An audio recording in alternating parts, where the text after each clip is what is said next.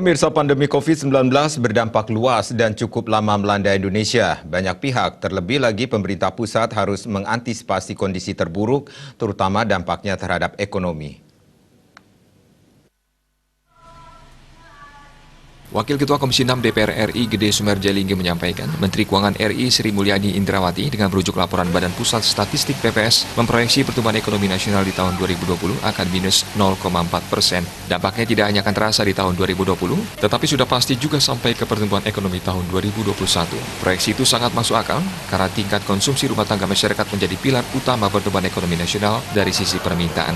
Kontribusi konsumsi rumah tangga masyarakat tahun lalu bahkan mencapai 56% terhadap pembentukan pendapatan domestik bruto PDB nasional. Namun penerapan kebijakan pembatasan sosial berskala besar PSBB dan pembatasan kegiatan masyarakat PKM menyebabkan pertumbuhan konsumsi masyarakat jadi melambat. Meski pemerintah terus mengupayakan agar bantuan-bantuan sosial segera dapat dicairkan, upaya itu tentu tidak dapat menumbuhkan konsumsi masyarakat menjadi sama seperti saat kondisi normal.